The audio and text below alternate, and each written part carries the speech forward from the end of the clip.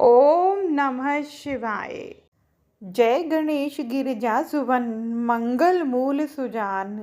कहत अयोध्या दास तुम देव अभय वरदान। जय गिरजापति दीन दयाला सदा करत संतन प्रतिपाला।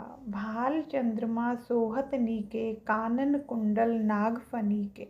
अंग गौर सिर गंग बहाए मूंड माल तन शार लगाए। यह दोहा भगवान शिव के अद्भुत और विशिष्ट स्वरूप का वर्णन करता है। इसमें शिव के दिव्य और भयानक दोनों रूपों को दर्शाया गया है। अंग गौर, भगवान शिव का शरीर गौर वर्ण है जो शांति और दिव्यता का प्रतीक है। सिर गंग बहाए, उनके मस्तक पर पवित्र गंगा विराजमान है जो सृष्टि को शुद्ध और जीवनदायिनी जल प्रदान करती है। मुंड माल, उनके गले में मुंडों की माला है जो उनके संहारक रूप और सांसारिक मोह माया से परे होने का संकेत देती है। तन शार लगाए, उनके शरीर पर भस्म का लेप है जो उनकी वैराग्य भावना और मृत्युलोक के प्रभाव से ऊपर उठे होने का प्रतीक है। भावार्थ, यह दोहा शिव के स्वरूप को उनके भक्तों के लिए प्रेरणा के रूप में प्रस्तुत करता है।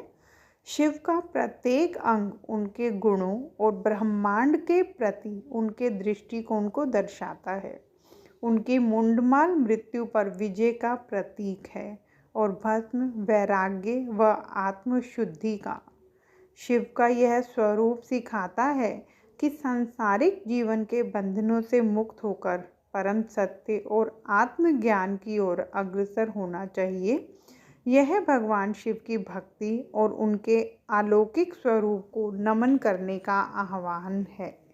इस अध्याय में शिव भक्ति का महत्व और जीवन के बंधनों से मुक्ति का मार्ग विस्तार से समझाया गया है। सूत जी ने 8 प्रकार के बंधनों का उल्लेख किया है जो व्यक्ति के जीवन को जकड़े रहते हैं, जैसे काम, क्रोध, लोभ, मोह, मद, मत्सर, अहंकार और अज्ञान। इन बंधनों से मुक्ति पाने का उपाय केवल शिव भक्ति, शिव नाम का जाप और शिवलिंग की पूजा में निहित है।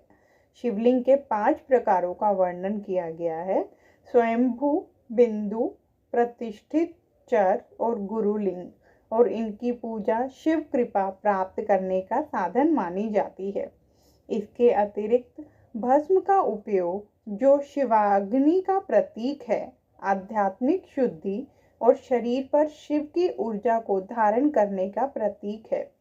शिव नाम का जाप, जो कल्याणकारी का प्रतीक है, साधक की आत्मा को शुद्ध करता है और उसे मोक्ष की ओर अग्रसर करता है।